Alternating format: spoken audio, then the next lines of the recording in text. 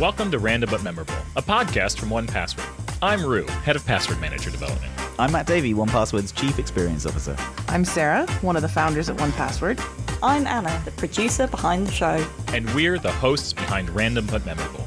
Together, we offer up bi-weekly security advice, interview special guests from the cybersecurity community, and round up the latest security news in Watchtower Weekly. Plus, we may even play a silly security game or two. So sit back and enjoy the show. So that would be a movie you'd recommend I watch? I mean, it's a very old movie at this point. Yeah, I was going to say, I'm not sure how well that will hold up. I don't know that I can't make a recommendation on that movie. Okay. Oh, nice. I remember enjoying it, but much like many things from around the turn of the century, it may not have aged super well. Interesting. Yeah. Interesting. This banter's going nowhere. Well, Jesus, if that isn't the beginning of the show, I'm just like saying, literally this banter's going nowhere. That's amazing. Well, I'm like, tell me about your movies. And you're like, yeah, no, you're not going to want to watch that. No, I didn't say. Look, I said I'm not comfortable making a recommendation. You're going to show up the day after and be like, why did you suggest that insanely awful movie? That I can't believe. The good news is there's a giant long list of things I should be watching. So, Right. Well, I think we should get into some Watchtower Weekly. Yeah, this pre-show is going nowhere. I was going to say, back to what my earlier statement was. Yeah. Banter, 2 out of 5. I hope you do that to all of your calls today. Just end it with like a rating out of 5.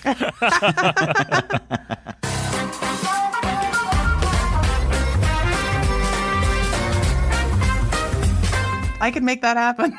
Oh, I love it. There's a feature in Zoom in which you can rate meetings. And I used to think it was the connection quality, but no, it feeds it back to the person who set up the meeting. No. Yeah.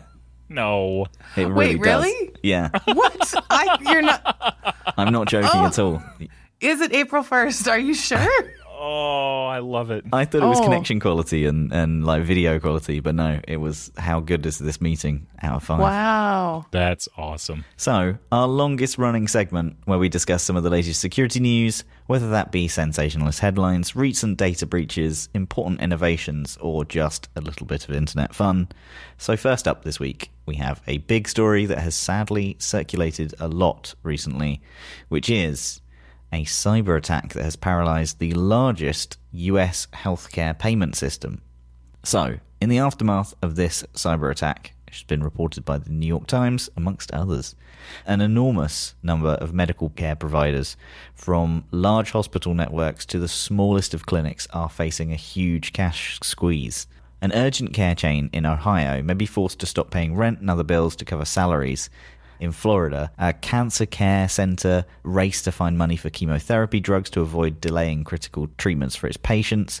And in Pennsylvania, a primary care doctor slashed expenses and pulled all of her cash, including her personal bank stash, in the hopes of staying afloat for the next couple of months. These are just a few examples of the devastating repercussions from this cyber attack, which has forced the shutdown of parts of the electronic system operated by Change Healthcare, which is leaving hundreds, if not thousands, of individual providers without the ability to obtain insurance approval for services. These services range from drug prescription to mastectomies, just to be paid for any of those services. And the Health and Human Services Department announced it would take steps to try and alleviate the financial pressures on some of those affected. Hospitals and doctors who receive Medicare reimbursements would mainly benefit from the new measures. And US healthcare officials said that they will allow providers to apply Medicare for accelerated payments, similar to advance funding made available during the pandemic, to tide them over. They also urged healthcare insurers to waive or relax rules imposing prior authorization that have become impediments to receiving care.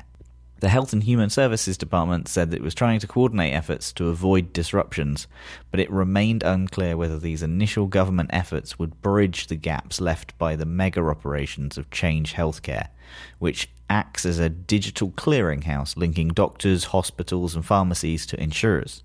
It handles as many as 1 of every 3 patient records in the country.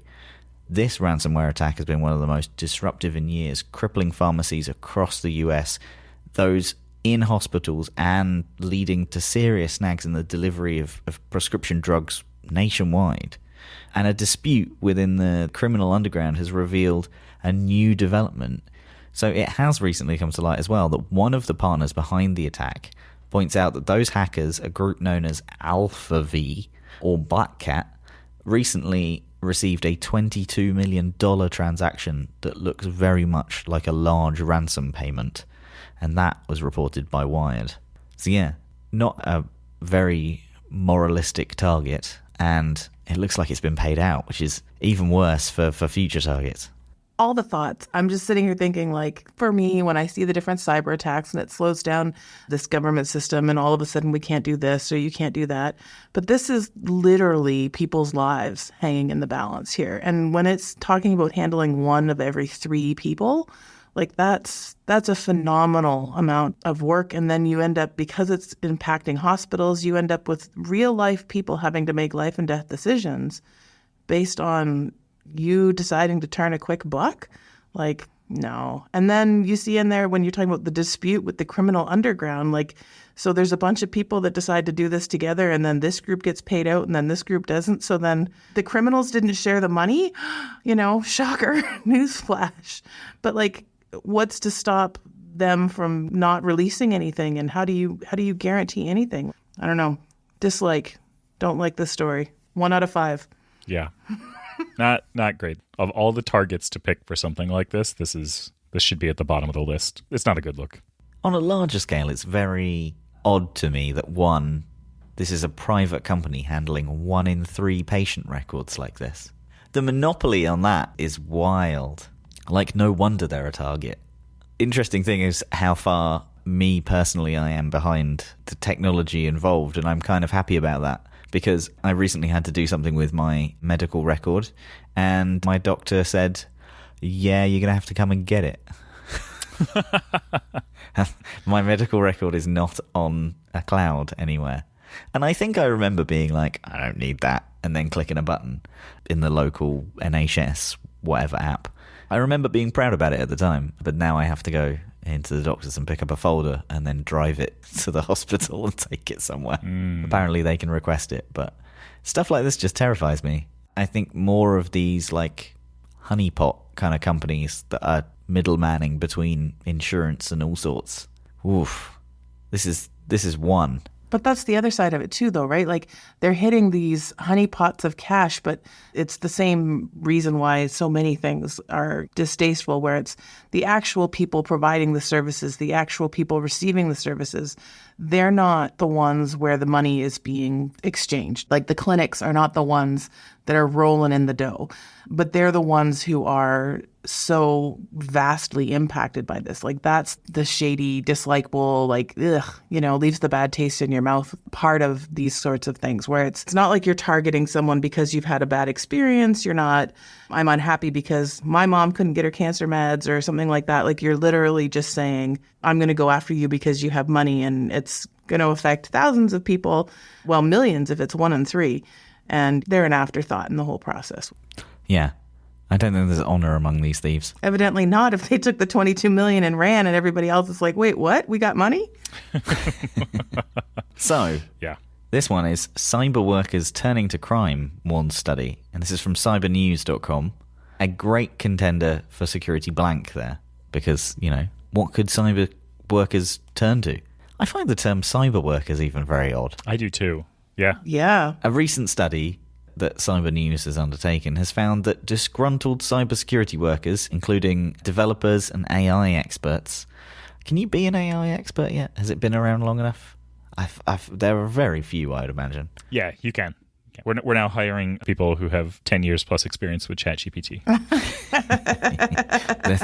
No. There's probably a few. You could count them on one hand, I'd imagine. On top of that, other professions whose work may have been jeopardized by machine learning are also hiring themselves out to criminals. That's a very generalized statement that they've made there. What's more, if the problem is not addressed by better salaries and working conditions, the cybersecurity industry could risk losing as many as 1 in 10 workers to cybercrime. I don't know how I feel about this already, because I feel like you go into cybersecurity with a certain kind of mission-driven aspect. And so, like, if your salary is terrible and you're only there for your salary, like, that's the thing that's stopping you moving to crime. I kind of call a little bit of bull on this one. This stark warning has come from the Chartered Institute of Information Security, the CII-SEC. Okay, that's pretty good. Which trawled the dark web and found some alarming advertisements put up there by seasoned cybersecurity professionals. One was by a Python developer offering to make voice-over internet chatbots, group chatbots, AI chatbots, hacking and phishing frameworks, and much more for around $30 an hour. $30 an hour? Sorry. Rue's getting pulled over to the dark side. No, like only 30? All right. The developer signs off by posting, "Xmas is coming and my kids need new toys." Oof. Okay, this legit is reading, like, again, I want to see the statistics here, Matt. Like, because this is reading like... Oh, I definitely want to. We talked to 4 people that were really pissed off, and 2 of them were Dennis Nedry. Jurassic Park callback, for those listening. I love it. That's great. That's a movie Sarah has seen. I love that movie. But like $30 an hour? Have you seen some of these bananas job postings out now for like people who are good at LLM and training AI bots? Like $30 an hour. Another developer with almost apparently a decade of experience offers to make phishing pages, bank cloning, crypto drainers. What is a crypto drainer? SMF spoofing. Oh, it's something that drains crypto. It's not a crypto drainer. Yes, Matt. Thank you. Good job. You got there. We're all learning as we go. SMS spoofing and email spoofing, and says that they are excited to try out new projects out. A third offers to work hand in hand with AI, using large language models to help with coding, phishing, analyzing documents, and more, with prices starting at $300. Went up quite a bit there as we went through the listings. The CII-SEC says that its newest findings appear to corroborate earlier research it also conducted, which found that unsatisfactory wages was the primary reason for people leaving cybersecurity, with more than 1 in 5 professionals working more than 48 hours a week and risking burnout. Gartner research suggests that 25% of security leaders will leave the security industry by 2025 due to work-related stress, and that's just the leaders. That was from Amanda Finch, the CEO of CII-SEC. Salaries and long hours are contributing to this, and we're starting to see the impact. Our analysis shows that highly skilled individuals are turning to crime. I hope they found more than 3 in order to run this. They call it a growing trend. Yeah, I'm calling rubbish on this one, because, like, I can't see anywhere where they have a download of the, like, raw information and how they've got to it. Well, they were on the dark web, you see, and they Googled, they Googled it. Right. And they found a couple of postings. They Googled on the dark web. I love that. And there you go. Research done. And there you go. There's a blog post. AI wrote it for them. Okay. This last one. World's first major act to regulate AI has been passed by European lawmakers. This is from the BBC News. This is a very timely one, considering our guest interview this week, as the European Parliament has approved the world's first comprehensive framework for constraining the risks of artificial intelligence. The sector has seen explosive growth, driving huge profits, but also stoking fears about bias, privacy, and even the future of humanity. The AI Act works by classifying products according to risk and adjusting scrutiny accordingly. The law's creators said it would be able to make the tech more human-centric. The AI Act is not the end of the journey, but the starting point for the new governments built around technology. That was from MEP Dragos Tudorak. 10 out of 10 on the name there. Absolutely. Yeah, it's pretty good. Tudorake? Dragos Tudorake. That's a Game of Thrones character for sure. Yeah, that certainly sounds well. He was named after some Tudors had a really pain in the side. Just ached with it. China has already introduced a patchwork of AI laws, and in October of last year, US President Joe Biden announced an executive order requiring AI developers to share data with the government. But the EU has now gone further. The principal analyst of Forster said the adoption of the AI Act marks the beginning of a new AI era, and the importance cannot be overstated. The EU AI Act is the world's first and only set of binding requirements to mitigate AI risks. The EU AI Act, right? The next one's going to be the EIO Act. Very good. Well done. She said it would make the EU the de facto global standard for trustworthy AI, leaving the rest of the world to play catch-up. Personally, I kind of love it when the EU does this, because it does. Like, if you want to sell your products there, why not just make that the bar for the products that you sell in, California, which has pretty strict laws on stuff, and like in the UK as well. I like the way that they do this. The main idea of this law is to regulate AI based on its capacity to harm society. The higher the risk, the stricter the rules. AI applications that pose a clear risk to fundamental rights will be banned. For example, some of those that involve the processing of biometric data. AI systems considered high risk, such as those used in critical infrastructure, education, healthcare, law enforcement, border management, or elections, will have to comply with very strict rules, and low-risk services, such as spam filters, will face the lightest regulation. The EU expects most of the services to fall into this category. The Act also creates provisions to tackle risks posed by the systems underpinning generative AI tools and chatbots such as OpenAI's model. These would require producers of some of the so-called general-purpose AI systems that can be harnessed for a range of tasks to be transparent about the material used to train their models in order to comply with EU law. That's pretty cool, because some of the videos that I've seen of interviews with, CTOs of these AI companies, they cannot describe what they train their model on. I like it. I think I agree with you there, Matt, that it's nice to see someone setting a bar, and it doesn't seem to be like there wasn't no mass, it's not going to work. So it doesn't sound like it's a hard bar to get over, and just having those base regulations, I think, makes it a little easier for everyone to sort of have a general stoplight understanding of how impactful something is, where it provides an easy way for everyone to understand things, as opposed to you need a degree in computer science before you can even begin to think intelligently about all this stuff. It's nice to be able just to put a nice little this is a low risk, this is a high risk, and put that out there. Yeah, it's pretty good. All right, with Watchtower Weekly safely in the bag, I think we can get into my guest interview this week. I had the pleasure of sitting down with Verity Harding as she recently released her first book all about AI and the historical lessons we can learn from some of the notable tech revolutions of the past. We covered everything from the space race to the invention of the internet and how we can look to these to guide the future of AI. It's a fascinating interview and one that will get you thinking about your own role and use of AI. So let's drop it in here. Joining me on the show today is Verity Harding. Verity is a globally recognized expert in AI, technology, and public policy, and one of Time Magazine's 100 most influential people in AI. She is currently director of the AI and Geopolitics Project at the Bennett Institute for Public Policy. Her debut book, AI Needs You: How We Can Change AI's Future and Save Our Own, was released on March 12th and is out now. Verity, I'm so excited to dive into the book with you today. How are you doing? Hi, thank you so much for having me. I'm excited too. I'm doing well. It's a crazy period in the lead up to a book coming out, but really enjoyable. Wonderful. Yes. How has the run up to the book launch been for you?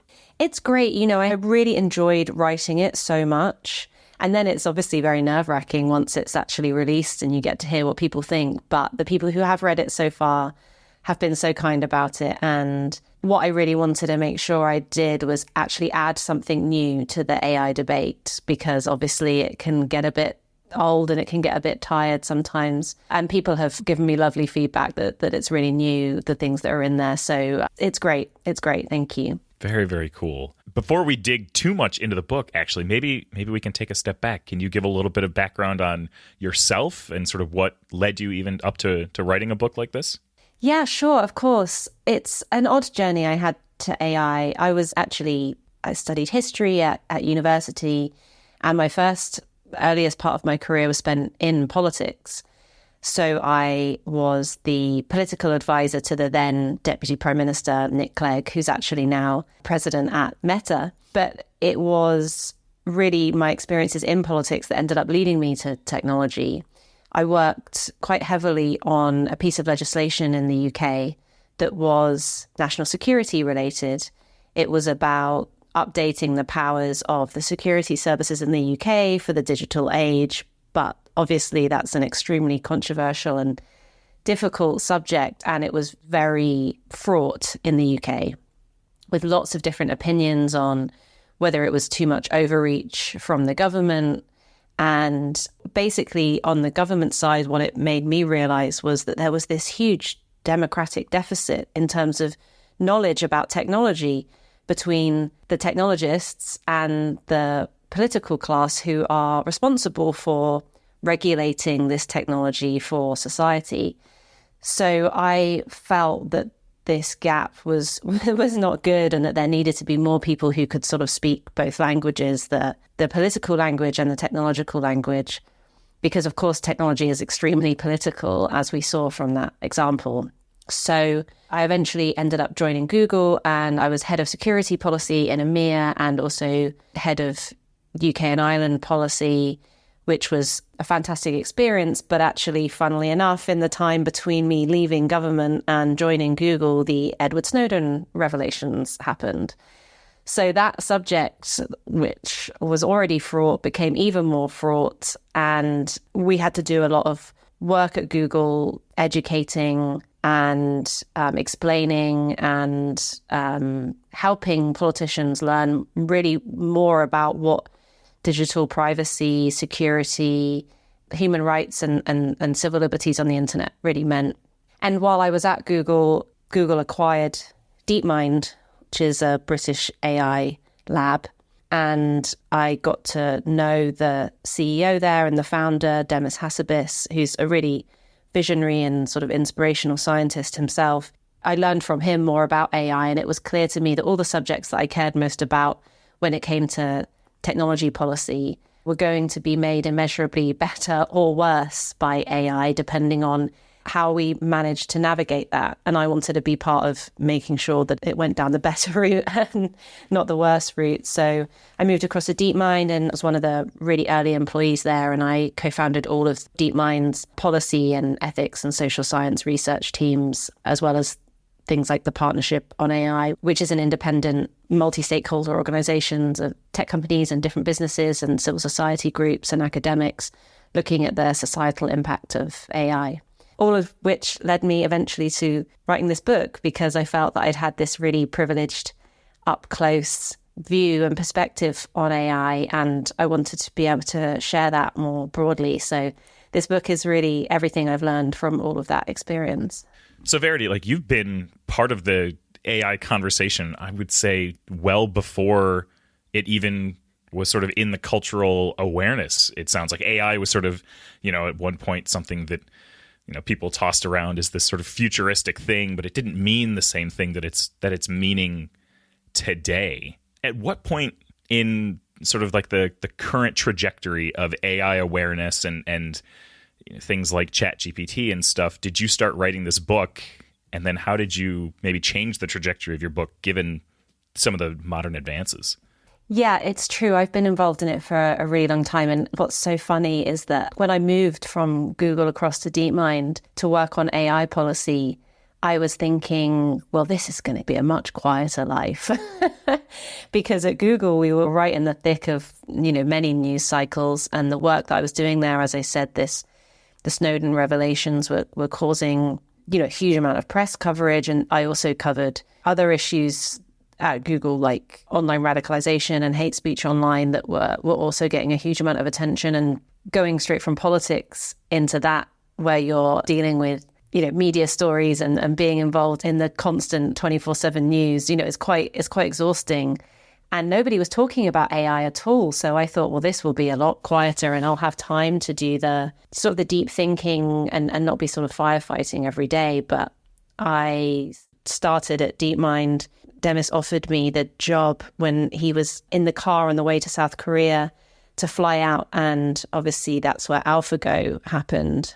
which created a huge amount of interest, and everything really blew up straight away. So I didn't ever get that quiet life.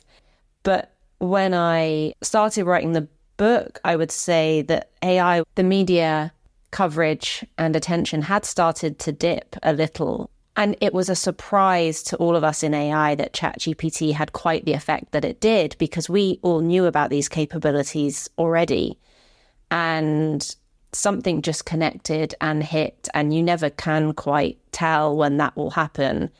But obviously it brought AI crashing back into the limelight. And I had either finished or was very close to finishing. But because I already knew about generative AI, I had written about it quite a lot in the book already, because it was something that I was concerned that politicians and society more broadly weren't grappling with.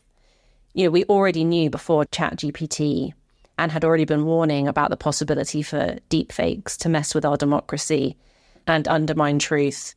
And we hadn't seen much response to that, really. So my book already covered all of those kinds of issues, actually. I didn't have to change it much. I was lucky. I did decide to alter it a bit and include a bit more on ChatGPT specifically, just because I think that made it easier to get my argument across.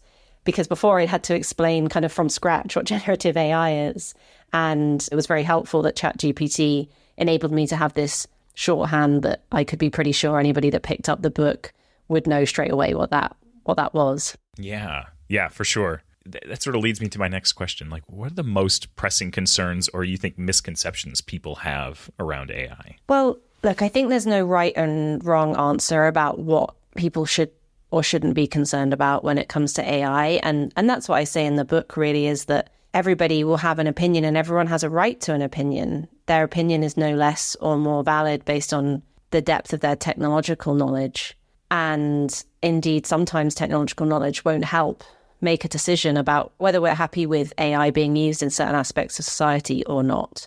But I would say that I think one common misconception is that if I don't understand the deep technology and detailed technological side of AI, then I don't have a right to have an opinion. You know, I think there's quite a lot of gatekeeping that happens in AI and encourages people not to get involved. So that's kind of partly why I write the book, to say in a democracy, you do get to have a say and you can educate yourself to an extent, but you don't need to be the world's leading research scientist to be able to have that say.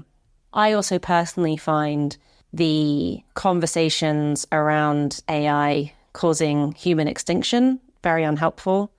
I don't think that that's an appropriate way to think about this new technology, and I think that it tends to obscure some of the more pressing concerns, and I think it tends to obscure some of the more exciting potential too. We've ended up in quite an odd position with AI. Back when I started at DeepMind, I was very keen that we would shift the conversation from AI as Terminator, AI as Skynet, and towards AI as a tool, and the things to be worried about should be more realistic, things like bias and accountability and security and safety. And I think probably the latest hype cycle has not contributed to kind of calm common sense when we're talking about it.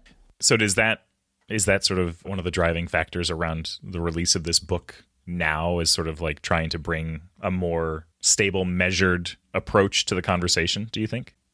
You know, it wasn't the motivation. The motivation was really that I felt I had something to contribute, something new to say.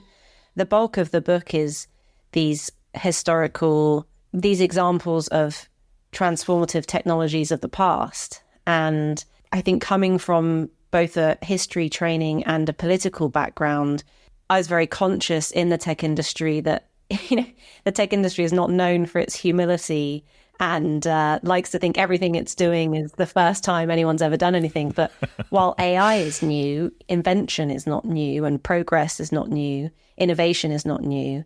And I really had this hunch that there would be things that we could learn to help guide us with the future of AI. You know, I feel very strongly that it's an extremely important and exciting technology. I don't mean to diminish that by saying that I don't think that it will cause human extinction, but that's not to lessen its the need to, pay real attention to its power.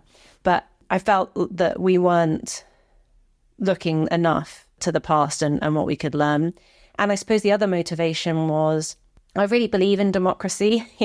It's not necessarily always the most fashionable thing, but I think, policy making is hard graft and it's difficult and it can be a slog and it can be boring, certainly not the sexiest thing to talk about, but it's really important. And someone said to me just yesterday, actually, who'd read the book, they said reading the book, they really got a sense that AI was important, but they also got a sense that humans were pretty great too. I liked that feedback because I think hopefully that does come across, that I feel that, AI is important and it's great, but we have done this before. We have managed great technological change before, and I'm really confident that we can do it again. Yeah, I love that angle of bringing history into this conversation as a way to sort of educate and stuff like that. It is very cliche to say that those do not know history are doomed to repeat it, but also very, very true. And I think that's such a brilliant angle for something like this. Thank you. It does feel like, in the moment, it feels like this is something that we've never grappled with before, something of this magnitude. And that's a feeling I have, right? That's a feeling that I bring into this. But I'm hoping maybe you can help me sort of like give me some of those historical examples of times when that has been the prevalent feeling of like, we've never seen something like this before, and this has the potential for terrible, terrible consequences. Yeah, I think you could have taken any big technology from the past 100 or more years and said the same thing. Off the top of my head, the invention of the aeroplane, and say, my God, this is going to enable people to fly over other countries and bomb them. It's going to cause huge carbon emissions that heat up the planet, and those things are true. And they are terrible, of course, but it's not something that we haven't sort of learned to manage. And even though we haven't necessarily learned to manage those two examples very well, I don't think anybody would say that they wanted to go back to a time before that. So what really studying the history of technology taught me is that you can take anything. You can take the iPhone and say, oh my gosh, this is going to be a powerful computer in all of our pockets that tracks our movements 24/7 and monopolizes our attention span and stops us from reading long form because we're so attention deprived. You can kind of always see the negative, and that's not in any way to suggest that the negative sides of technology aren't really important. And I write about them in the book a lot, and I think we have to be really careful with AI. And there are some areas of society where I think it just has no place being anytime soon.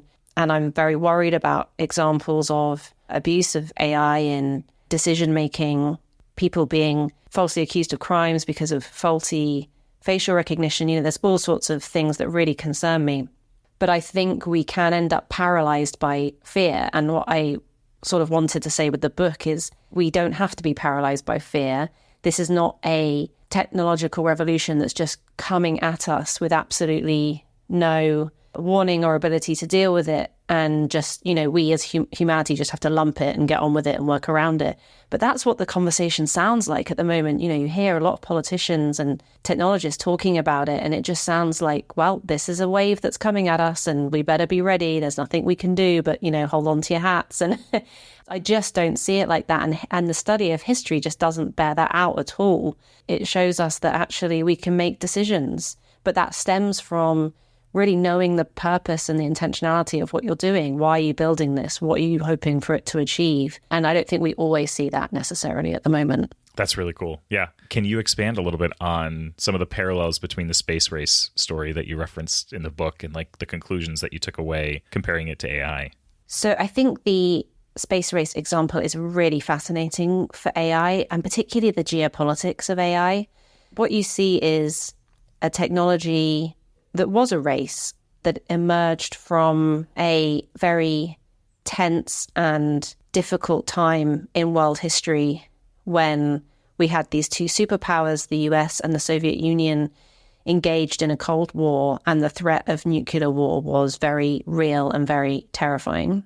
And yet, amongst that and against that backdrop, the world was able to agree something called the Outer Space Treaty of 1967, the United Nations Outer Space Treaty, which determined that space was the province of all mankind, that astronauts were representatives of all mankind first and their individual nation second.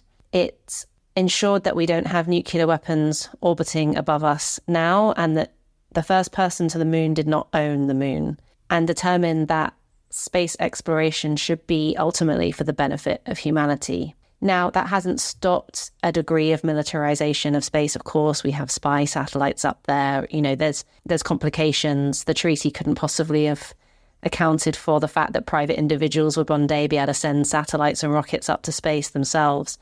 But yet, it has lasted and continues to last as the fundamental international legal structure for space exploration now. And I think it might be a bit old-fashioned and a bit starry-eyed, but I think it still remains this incredible example of hope and achievement and promise and freedom that science can offer us. And that happened, as I say, against this terrible backdrop. And if it can happen then, it can happen today. People say, oh, there's no chance of global cooperation on AI. And maybe in a bunch of areas that's true. But there are going to be a small slither of areas where that's not true, where actually there can be progress made if only there's the political will. And that requires political leadership. And often political leadership comes from political leaders understanding what it is that their societies desire. So you'll see this really clear analogy with AI. And I think we see sometimes a sort of resignation that nothing that happened that was good in the past can happen now, but it absolutely can. And I tell in the book the real human things that happened to help spur that on, including the Cuban Missile Crisis, which frightened Kennedy and Khrushchev enormously and helped bring them to the negotiating table, and actually saw Kennedy, before the very tragic end of his life, talk about the possibility of a joint moon mission rather than a race, because this was something that should be done for humanity. So I love that example. I think it's aspirational and hopeful, but some people can be scornful of. But as I say at the end of the book, there's nothing clever about a lack of vision. There's nothing clever about being cynical and not having hope for the future.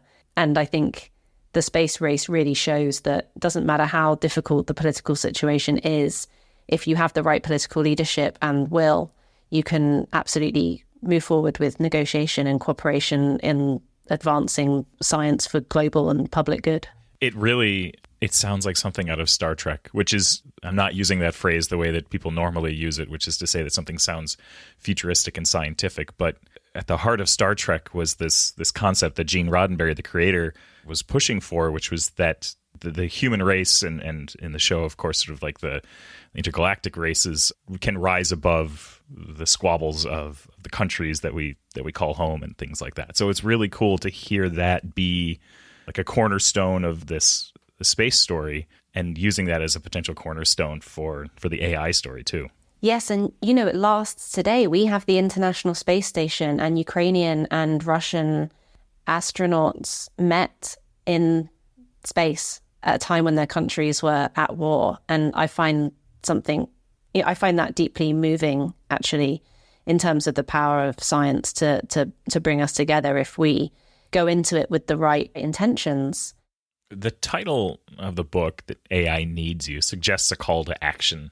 What specific steps or approaches do you recommend individuals, organizations, government take to actively shape the future of AI for the better? Well, my first piece of advice is to read the book. No, I'm joking. No, that's an absolutely wonderful place to start. Well, I think for some people it is, if it's not immodest to say so. I think it is a good place to start for some people, because I think just educating yourself a little bit on it gives you a huge amount of power. As I said, you don't have to have deep technological understanding of how AI works. But if you have some sense of how it works from a sort of socio-technical perspective, and through that education feel as if you can talk more confidently about it and stand your ground a bit more, start to think, what do I think about AI? What do I want? If you read the book, you might say, hey, I don't like this one bit. Even just educating yourself to that extent, that actually I hadn't thought about what a society would look like with pervasive, constant, 24/7 live facial recognition, monitoring everyone all the time would be like, but I don't like it now that I've thought about it. That's power, just knowing that. And what you decide to do with that, is up to you. You might write to your democratically elected representative and say, hey, I'm really concerned about facial recognition. What are you doing about it? And getting the letter from their constituents forces them to educate themselves and think about what they think about it and interrogate it. But it might also be that you don't like the sound of how it's used in schools or how it's used in your workplace, and you can get involved in lots of different ways in just kind of small institutions like that. It might also be that you think, wow, I'm really excited about the potential for AI for science, which is something that my old employer DeepMind cares a lot about. And in that case, you can say, look, I'm sick of all these AI tools that just seem to not contribute much to society. I mean, I don't really care about being able to generate an image of a pink unicorn flying across the sky really easily whenever I want. What I want are new drugs for intractable diseases, and I want our global leaders to invest more in science for the climate crisis. All of those things I think are just really powerful small ways that people can help guide what the future of AI looks like. And I write about this in the book and examples of how ordinary people have helped shape the direction of technology. Yeah, that's a really hopeful outlook. I like that. I like that a lot. So that leads me into my next question then. This is one with, I also think, sort of an optimistic outlook. Like, what is it that you are most excited about for AI, like the opportunities and the things that it potentially opens up for us? Where does your brain go from an optimistic point of view around AI? Well, I think there's a kind of quotidian optimism and a more kind of outlandish one.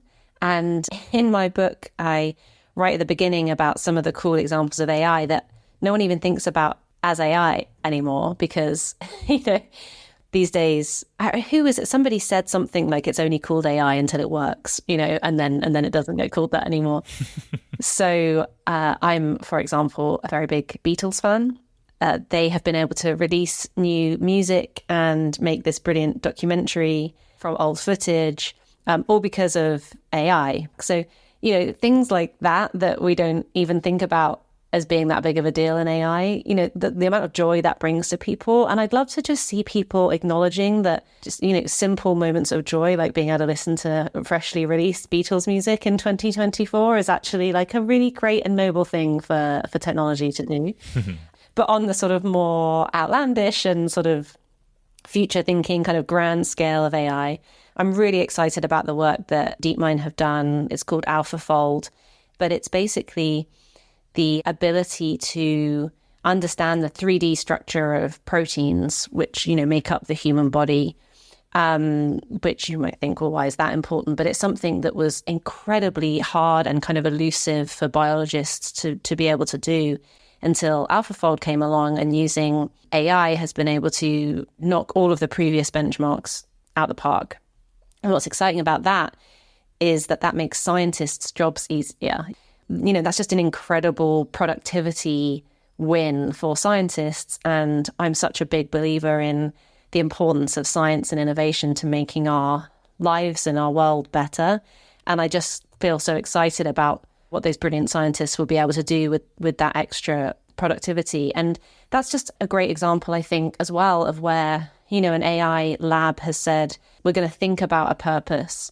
And that purpose is AI for science. And we're going to really focus on working on that. And I do hope to see the current flux of new AI startups that have emerged since ChatGPT set this latest craze off to really start from that perspective. What are we trying to do here? What kind of world do we want to live in? What kind of society do we want to live in? How can we contribute to that?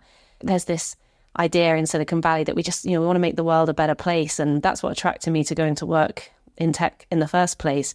But you don't make the world a better place by accident. You have to be really intentional about that. So there's lots of kind of small everyday examples of AI that I think are brilliant. And there's some potential for some very exciting future ones too. Yeah, I think that's where my brain goes, as well as on the scientific aspect of things, where these models that are being built can help analyze data in a way that we cannot today, and can see things and surface findings that we cannot today that could really advance the state of healthcare and things of that nature. Like this could be the step that we need to sort of get past some of the things that have stymied us for decades and decades at this point. So I think that's really cool. Right, exactly. You know, in the same way that, you know, word processing and the internet came along and just completely changed the game in terms of how we're all able to work and communicate. I think AI has the potential to be another step change in how that happens. And I think we need it to make progress in some of those areas. Yeah, for sure. Okay, as we close out today, what do you hope that readers take away from the book regarding their role and influence the trajectory of AI development, and like, where do they start? Well, firstly, I hope they just take away like a good read, you know, like the historical examples are really fun. There's so much in there. You know, the first example is the space race. And, you know, there's all sorts in there around, you know, Cuban Missile Crisis and Sputnik and Kennedy and Johnson and Khrushchev, Martin Luther King, you know, the full kind of story is in there. It's just, you know, it's just fascinating, and it's very human and sometimes very funny and sometimes very shocking. So I hope they just enjoy reading the book. Secondly, I hope they take away from it that history, the study of history, is really important to help guide us with AI. We have been here before. We have done this before. We can do it again. And you know, there is lots to learn. And I think finally, if they're not already involved in AI and they don't feel currently like there's any place for them in that conversation, in that debate, I hope they feel after reading it that that's not the case, that in fact, AI will only benefit from more people, diverse types of people being involved in guiding its development. So I hope people feel sort of empowered and energized and excited to do that. That's really cool. Yeah. Okay. Let's close out, Verity. Where can people go more to find out about you and to, more importantly, well, maybe not, but also importantly, to buy the book? You can buy the book from any bookstore and any online bookseller. Bookshop.org help you buy online from independent booksellers, so they're a great one to use, but you can also get it on Amazon. And you can find out more about me on my website, verityharding.com.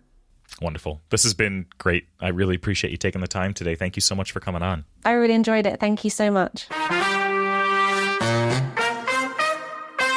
Hang on, am I hosting Security Blank this week? Because I don't have the answers. You are hosting Security Blank. He doesn't have the answers. Get out. You don't have the answers? I know, but I mean, I can Google them. Hang on, did Anna send them to me and then she just... Did she DM them to you? Probably.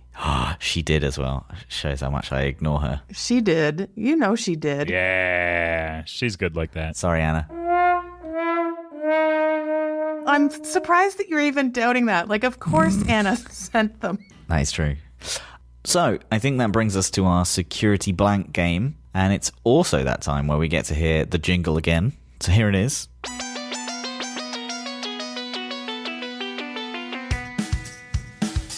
Security Blank, Security Blank, Security Blank, Security Blank, Security Blank, Security Blank. So, if you're tuning in for the first time, the rules of the game are very simple. I will read out some recent security news headlines with one or multiple words blanked out. Sarah and Rue will have to guess which words are missing from the headline. I will give multiple choice answers, but they're welcome to shout comedy answers or genuine answers at any time. So, to kick things off, we have our first Security Blank headline, which is from TechCrunch in 2024. Popular blank blank can be easily hijacked, researchers find. Popular video doorbells, popular smart refrigerators, popular Tesla models, or D, popular Android tablets. I mean, you want it to be video doorbells every time. Like, video doorbells feels like the honeypot choice. It's the one that we're really supposed to does. want to go for. February 2024. Are video doorbells in 2024 still easily hijacked? Okay, I'm going to go with the video doorbells. It's obvious, so I'll probably lose. Just as you know, Rue, you might not want to do that. But like, who's going to hack a refrigerator? What do you need more milk. Tesla models, I think I would have heard about that. And Android tablets seem like that seems more obvious. Like, duh, Yeah. it comes with all this stuff on it. So I got to go A. Okay, and Rue? You're going video doorbells. I got to go doorbells. I am going to go smart refrigerators. I think that smart refrigerators are the things that are being easily hijacked. Okay, the answer is video doorbells. Oh, hallelujah. I would not have gone from that because I thought it was 2024 and we'd stopped talking about video doorbells, but apparently not. Apparently they are still easily hijacked, according to researchers. Wow. I think it's one of those where it's so obviously easily hacked that they're like, well, certainly someone's fixed it. Nope. Wow. It's like a button. It doesn't work. Not fixed. So, Okay. This next one is from TechSpot from February 2024 also. The number of data breaches falls globally, triples in blank. So, does it triple in the North Pole? B, the healthcare sector. C, the US. Or D, the Fortune 500. The number of data breaches falls globally, but it triples in blank. Okay. So, again, I feel like the U.S. is the honeypot answer here. But to triple is really something. Like, that's an astronomical increase here for something like the U.S. I'm going to go healthcare sector. I'm going to say that the number of data breaches tripled in the healthcare sector. I think I'm going to go with that, the healthcare sector as well, just because it's talking about globally. Well, oh, no, I'm going to go with the U.S. because it's talking about globally. Yep. Can you imagine if it was the North Pole and actually, like, there's a research center up there that there's only 2 computers up there and one of them got hijacked a couple of times and it suddenly tripled? Three times. Yeah. It's not. It's the US. Of course it is. Oh, man. All right. Sarah taking the win. Jeez Louise. Okay. Can we stop playing now? Yeah, and that's the game. We're over. Thanks, everyone, for tuning in. Okay. This one is from Wired in March 2024. The privacy danger lurking in blank, blank, blank. The privacy danger lurking in blank, blank, blank. A, push notifications. That's A. B, fingerprint patterns. C, your grandma's cooking scales. Or D, coupon code apps. Where does the privacy danger lurk? These are all ridiculous. Yeah. And now, if it was Grandma's locket, then we'd be onto something here. But it's not. Yes. All right. I am going to lock in push notifications here. Okie dokie. Push notifications. I think Rue's probably right, but I'm going to go with coupon code apps because, That was no, coupon code apps is, I'm going to go with coupon code apps, but I think Rue's right. Okay, Rue is right. Oh, thank God. Yeah. Yes, I did. I said that without even looking at the answers because I think I read that story and I was so set on it. Can you double check the answers to make sure that I'm actually I have wrong? double checked the Okay. answers and he is still right. So the next one is from TechCrunch in March 2024 and it's simply, should we ban blank? Which is A, ransom payments. B, app controlled toys. B, or C even, classically in the alphabet next. Password reuse. Or D, grandparents from the internet.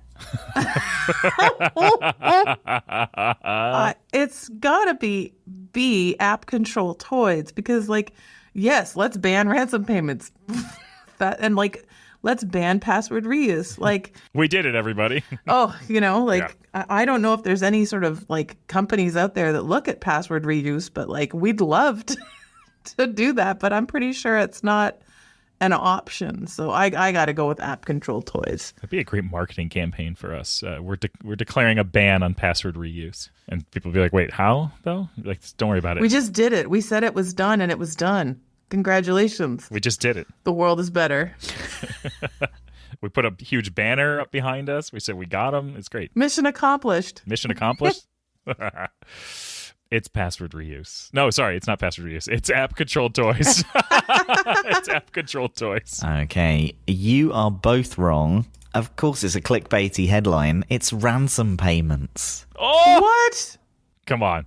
It's one of those. Oh, it's come one of on. those, clickbaity headline of should we ban? How can you ban ransom payments? Not how can we ban? Have you not watched any movies? Boo. Any movies. Any Lame. movies ever from 300 years ago? Oh no, they've kidnapped someone. Ransom payments, pirates. We're going all the way back. app control toys is an interesting argument. Let's have a discussion on that. That's kind of cool. Ransom payments. Agreed. The Register in March 2024 had a headline, "Font security, still a blank blank of a problem." Still. Says Australian graphics outfit Canva. So, A papyrus problem. Oh, God. Is it Papyrus. papyrus? Anna's pretty happy with these. I can tell already. Still a typeface palm of a problem. C, Comic Sans storm of a problem. That one's great. Or D, Helvetica of a problem. Oh, or, of course, no. E. An aerial boomerang. That one's pretty good. What I'm waiting to see is if Anna is better than the headline writers. It's got to be Comic Sandstorm. I love that. I love it too.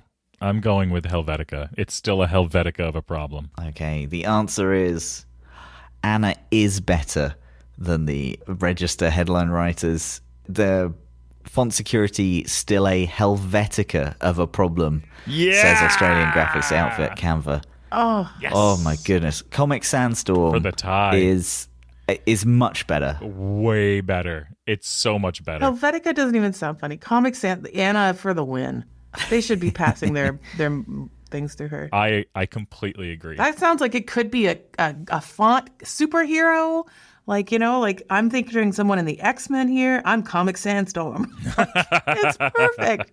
I love it. I'm going to tell jokes about your I font. think there's a whole kind of section of comedy around typography that I enjoy. Well, we don't have a tiebreaker. That's the part that kills me, because I think this whole font security thing, I don't think a lot of people, if you don't understand font security, I don't think you're going to know Helvetica. Though everybody out there knows what Comic Sans is, and they all know it's bad, but they don't know why.